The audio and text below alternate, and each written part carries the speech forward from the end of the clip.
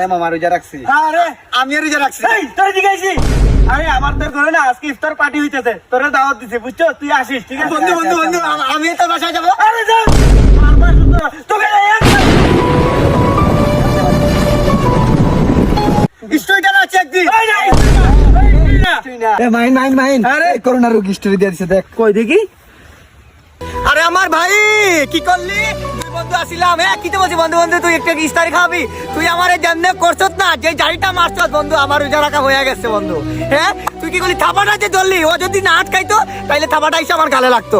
আর রমজান মাসে গালে লাগাটা কি আমি অভিশাপ দিই না ভাই, আমার এই গাল তোরে অভিশাপ দিতেছে। কি রমজান মাসে মনে আছে এই তো কয়েকদিন আগে 3 বছর আগে মহামারী করোনা, ইফতার পরে তুই সিগারেট পাইতিস না, সব দোকান বন্ধ। আমি গেছি এই জায়গায় বাড়ি মারছে পুলিশে, আমি দ্বিধাবোধ করছি। কখনো বলছি বন্ধু আমি পুলিশের হাতে মার খাওয়া সিগারেট এনে দিছি, কি বড় বড় রেস্টুরেন্টে বিরিয়ানি খাওয়াইছে, কিন্তু বীরের সুখ বড় সুখ ওইটা খেয়ে খাওয়াইছে আমি।